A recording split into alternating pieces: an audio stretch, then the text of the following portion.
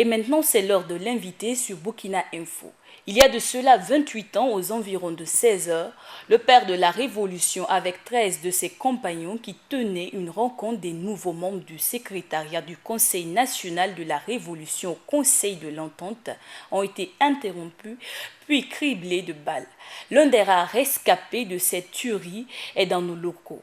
À ce titre, je reçois sur ce plateau M. Alouna Traoré. Plus qu'un témoin vivant, il est le seul survivant de cette tragédie. Il est notre invité du jour, et ce à l'occasion du 28e anniversaire de la disparition de Thomas Sankara ainsi que 12 de ses compagnons. Bonjour monsieur et bienvenue sur ce plateau du 13h. Comment avez-vous vécu cette journée du jeudi 15 octobre 1987 ? Merci de me recevoir sur votre plateau. Il y a des journées de gaieté, il y a des journées de l'ordre des ténèbres. Donc le 15 octobre 1987 était une journée, un jeudi noir, mais pas de Wall Street, mais un jeudi noir à Ouaga, le jeudi noir de la Révolution, puisque à cette journée-là, triste et macabre, nous avons perdu notre leader. Voilà. C'est une triste journée, à la simple évocation. Les sentiments ne sont pas bons, mais heureusement qu'après 28 ans, on peut se remettre de certaines blessures, mais ça reste quand même une journée macabre. Voilà. Qu'est-ce qui s'est réellement passé le 15 octobre 87, un jeudi noir, non seulement pour vous, mais pour tout le peuple burkinabé? Bon, le jeudi 15 octobre 87, nous avions réunion.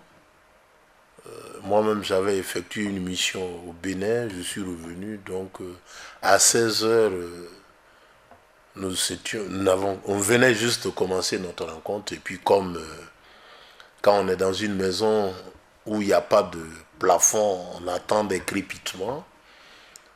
Bon. Et du dehors, on entendait des cris, et le PF, le président du FASO s'est levé, a tiré son survêtement vers le bas et puis nous a lancé.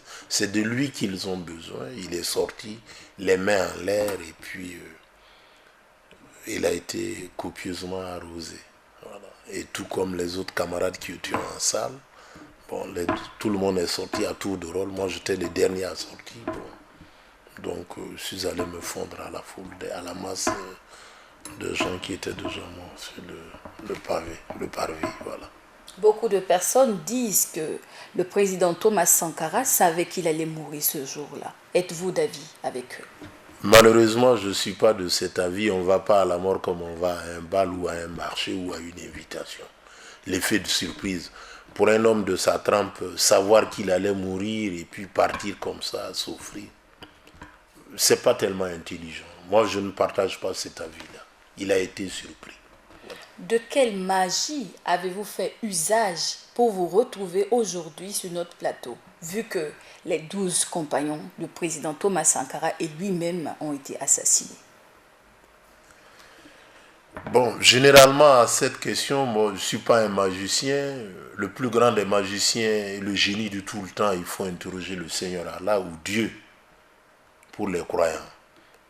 Il n'y a que lui qui puisse expliquer ce qui m'est arrivé. Voilà pourquoi souvent je dis je suis l'obligé de tous ceux qui veulent savoir quelque chose sur le 15 octobre. Je m'offre à vous juste pour porter témoin de ce que j'ai vu, souvent de macabre, de triste. Souvent au début je me suis demandé, mon Seigneur Dieu, que me veux-tu? Qu'est-ce qu'il m'arrive? Pourquoi eux et pas moi? Avec le temps, je ne me pose plus ces questions. Je me contente de vivre la vie telle que le Seigneur me l'a offert et de porter témoignage de ce que nous faisions et pourquoi je me suis retrouvé en ces lieux. Bon, nous avions une lutte, nous croyons que nous pouvions changer notre pays, l'améliorer et on a fait très sincèrement et honnêtement le peu que nous avions fait là, nous avons porté nos rêves avec l'âge que nous avions à l'époque. Bon, la candeur, la sincérité, mais pour la plupart, l'honnêteté y était et la sincérité avec. Voilà pourquoi ce que nous avions fait en 4 ans, c'est comme les marques indélébiles de l'éternité. Tout le monde a adhéré parce qu'il y avait une bonne dose de sincérité et d'honnêteté dans ce que nous avions fait. Voilà. Une des grandes questions que les téléspectateurs qui nous suivent aimeraient vous poser, c'est savoir comment vous avez pu sortir du Conseil de l'entente. Bon, après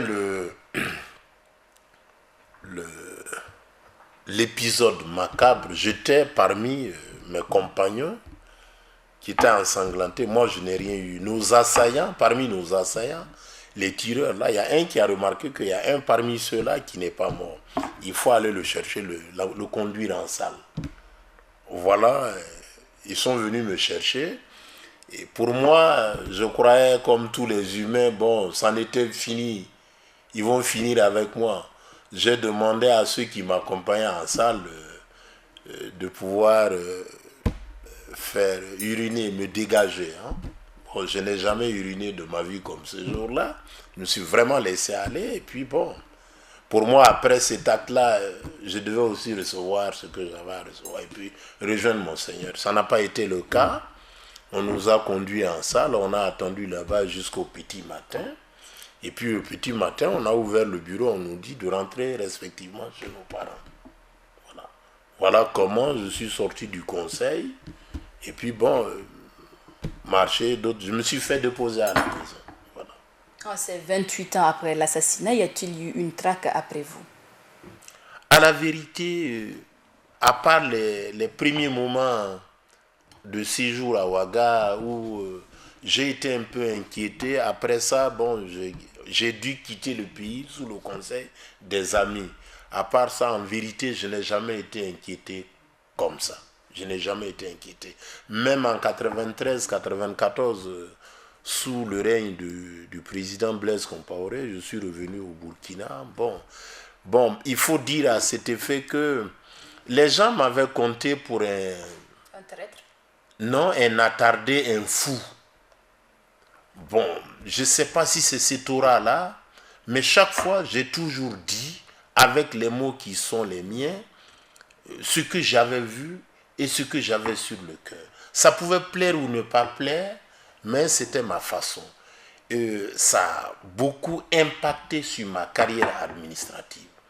J'étais un indésiré, j'ai fait ce que je pouvais faire dans l'administration, mais ça n'a jamais porté les fruits. Administrateur civil, je pensais que mon sort allait s'améliorer. Malheureusement, je suis l'un des cadres du ministère de l'administration du territoire, avoir été mis au garage. Et tout le ministère s'attend ce monsieur-là ira à la retraite. On ne m'utilise pas, pour le commun des gens, il est malade. Mais grâce au Seigneur et à Allah, je sais que je ne suis pas malade. Quand bien même les gens bien portants sont des malades qui s'ignorent, en tout cas moi je suis de l'ordre des humains, je sais où se lève le soleil, je suis présentement au village où même j'ai été élu maire adjoint, bon donc je contribue à ma façon, petitement soit-il, mais au progrès de mon peuple, j'y crois toujours. Et que sous la bannière de quel parti politique? À la vérité, je suis MPP. Comme moi j'aime le dire, je suis MPP jusqu'à la moelle de l'âme. La social-démocratie, c'est le parti sous l'échiquier au niveau national, c'est le parti qui... c'est le parti de mes ambitions. C'est le parti du moment auquel j'adhère complètement. Et je bats campagne pour que mon président soit conscient. D'accord. On va revenir sur le dossier Thomas Sankara. Vous le savez, après l'assassinat du président Thomas Sankara ainsi que 12 de ses compagnons, qu'avez-vous vécu? Qu'est-ce que vous avez ressenti pendant ce discours dit de la rectification qui a été prononcé par le lieutenant Traoré et qui traite le président Thomas Sankara de renégat?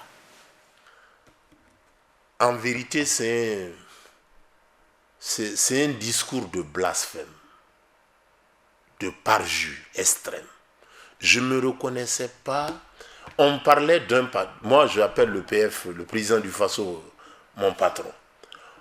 J'ai eu l'impression, on parle du président Thomas Sankara, celui dont on parlait n'est pas celui que moi j'ai connu. Il y a un décalage extrême, c'est le jour et la nuit. l'homme a été tout sauf ce qu'on la déclaration de la rectification disait. Jusqu'à demain, je continue de croire. Et les faits m'ont donné raison. Tout ce qui a été raconté sur le président Thomas Sankara, au lendemain du 15 octobre, bon, on accuse son chien de rage pour pouvoir l'abattre. Sinon, c'est tout sauf du Thomas. Heureusement, les temps présents et après 28 ans, 27 ans, confirment ce que nous avions toujours cru en l'homme. 4 ans, le président a posé des actes avec la sincérité et les générations montantes, la génération consciente, elle porte nos rêves. Et tout ce que nous avions fait, le meilleur témoignage, c'est les générations futures. La jeunesse burkinabé parle plus de la révolution, a fait beaucoup plus de bien à la révolution que nous n'avions fait. Plus jamais dans ce pays, au pays de Thomas Sankara, on ne peut plus se comporter d'une certaine façon. Ça, c'est pas possible. Et les derniers événements du 16 septembre et du 17, les mêmes causes produisant les mêmes effets, les acteurs du coup d'État, les putschistes, le général putschiste en chef, l'ont appris à leurs dépens. Ils pensaient toujours avoir affaire au même peuple du temps de Thomas. Or, les mentalités ont gravement évolué et ils se sont pris à leur propre piège. Les peuples conscients et unis, on ne peut rien contre elles. Après le discours de la rectification, il y a eu un autre discours, celui de Blaise Compaoré, le 19 octobre 1987, qui disait en quelque sorte que Thomas Sankara aurait trahi l'esprit de la révolution qu'ils ont œuvré à mettre en œuvre. Comparaison n'est pas raison. S'il y a bien un des patriotes, un des panafricanistes, un des nationalistes de tous les temps, c'est bien Thomas. Tout ce qui a été dit après le 15 octobre, au compte de la rectification, ils n'ont pas rectifié la révolution, ils l'ont conduit au garage. Je le répète, et c'est mon intime conviction, ils n'ont pas rectifié ils ont trahi la révolution. Et ils ont trahi la révolution. En fait, c'est la restauration de l'ordre ancien, de tout ce que nous avions critiqué et dénoncé. C'était la restauration. 27 ans de restauration. Il faut tout recommencer. Voilà pourquoi le Ditanien, notre hymne national, sous Blaise, n'a pas la même tonalité que ces jours présents après l'insurrection. On ne chante plus le Ditanien. On dirait que ce n'est pas le même Ditanien. Les vibrations ne sont pas les mêmes, les tonalités, la sonalité, on n'a plus le même Ditanien. C'est le vrai Ditanien, tel qu'il a été imaginé et pensé par ses auteurs. Ceux qui ont donné un nom à ce pays, le pays des hommes intègres, la barre assez haute. Comment faisons-nous pour être intègres? Comment faisons-nous pour être de la probité? Comment faisons-nous pour vendre nos rêves?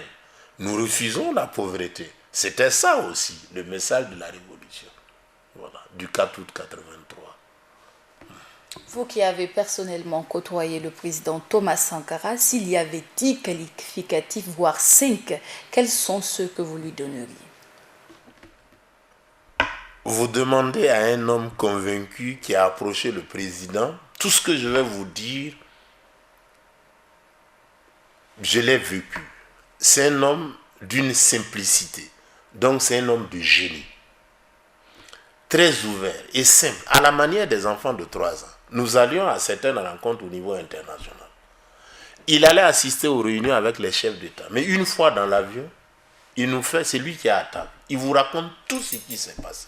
Je pense qu'on ne peut pas être sincère plus que lui. Et chaque fois que vous rencontrez le président Thomas Sankara, vous vous reprochez quelque chose. Vous êtes imparfait dans la révolution. C'est lui qui était le miroir. Il vous renvoie vos défauts. Il était complètement engagé dans la cause de son peuple. Le premier des nationalistes, si nous tous au Burkina Faso, à l'heure où je vous parle, nous pouvions nous élever un peu à la hauteur du patriotisme de Thomas, ce pays changerait de couleur et de visage. Il serait mieux apprécié au sein des nations parce qu'il a aimé ce pays-là. Il faut que nous apprenions aussi à aimer ce pays-là. Il a tout donné pour ce pays. C'est l'homme dont le nom était en concurrence avec le nom de son pays. Quand vous dites Burkina Faso, on connaît. Ah non, le pays de Thomas Sankara. Ok. Il a fait, parmi tous les Burkinabés, bon, je pense, pour ma petite contribution, c'était un homme comme tous les hommes, mais d'une grande particularité. Il était honnête, il était sincère, il était convaincu de tout ce qu'il faisait. Mais comme c'est un homme, il avait aussi certains défauts de ses qualités. Voilà. C'est humain. En tout cas, il avait aussi des défauts. Mais nous qui étions habitués à lui, nous étions sous son charme. Voilà. Son charisme. Voilà, sur son charisme. Parce que sincèrement, quand vous arrivez à le convaincre, il est à vous. Il est prêt à tout. Mais arriver à le convaincre. Je n'ai jamais vu quelqu'un, une âme, qui soit rentrée chez le président et qui ne soit pas ressorti confiant, gai. Quand vous rentrez, vous pouvez hésiter. Mais vous ressortez avec les idées du président. Il vous a convaincu. Et vous venez nous voir. Ah, voilà ce que nous vivons au quotidien avec lui. Il est d'une sincérité dérangeante, d'une honnêteté dérangeante. En tout cas, c'est un homme de qualité. Il faut l'avoir parmi ces hommes-là. Voilà. Aujourd'hui, le régime Blaise Compaoré a été renversé et son bras droit, comme on aime le dire au Burkina, le RSP aussi a été dissous. Comment avez-vous vécu cette période? J'ai coutume de dire que il y a des grands moments dans la vie, il faut les avoir vécus pour... Bon, en octobre déjà, octobre 2014, à l'insurrection, nous étions déjà aux anges parce qu'on n'avait pas cru que le millésime Thomas avait pris temps au niveau de toutes les consciences, toutes les grandes déclarations, les grands principes avancés par le président avaient pris corps. Mais là, il est resté le bras armé de Blaise qui était toujours là, le RSP, qui a de tristement célèbre RSP, qui a toute une histoire macabre derrière elle, a tenté de... Il ne croyait pas à la transition, il ne croyait pas au mouvement insurrectionnel. Mais donc, comme je disais dans un précédent là, ils se sont trompés gravement sur le niveau de conscience de notre peuple. Ces gens-là, après le départ de Blaise, ce qui nous restait de scories macabres, c'était le RSP. Donc le RSP parti, le peuple est rendu à lui-même. Maintenant, ceux-là, il faut qu'ils nous expliquent. Il faut qu'ils expliquent au peuple comment ils ont travaillé, leur mode opératoire, pour que plus jamais dans ce pays-là, pays de dignité, pays d'intégrité, pays d'honnêteté, plus jamais aucun Burkinabé ne puisse faire comme eux ils l'ont fait. Parce que ça ne nous mène à rien. Nous avons beaucoup plus de préoccupations à faire sortir ce pays-là des préjugés de la pauvreté qu'on nous a collés. Alors qu'avec Thomas, c'est l'affirmation de la dignité. Nous sommes peut-être pauvres, mais nous ne sommes pas indignes. Nous sommes de la dignité affirmée. Avec nos 10 doigts, avec notre intelligence, on peut écrire notre propre destin. C'était le message de la révolution d'août. Message révolution des gens dignes à qui les préjugés occidentaux nous ont mis que nous étions pauvres. Or, nous sommes riches d'humanité. Nous sommes des humains. Voilà. Et on l'a affirmé à travers notre lutte. Donc, la page RSP, la page Blaise, c'est des pages tristes. On va les tourner et nous allons faire face à notre destin. Conjuguer comment on fait un Burkina à l'aune de notre courage et de nos engagements.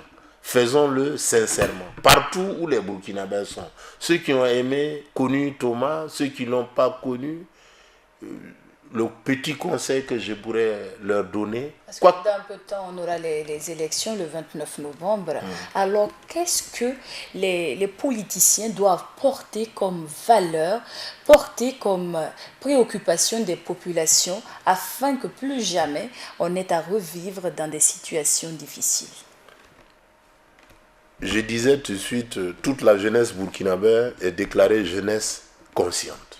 Elle a pris conscience. Plus jamais certaines choses ne pourront se faire au Burkina.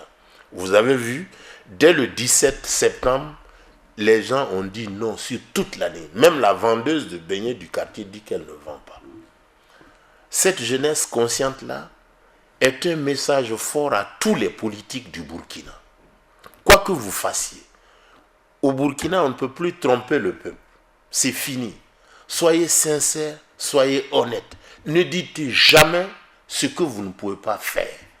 Si vous savez que vous n'avez rien à faire, demandez au peuple quelles sont ses aspirations. Et si vous travaillez sincèrement sur les aspirations de notre peuple, vous arriverez toujours à vos fins. Le président Thomas Sankara était un exemple de sincérité et d'honnêteté.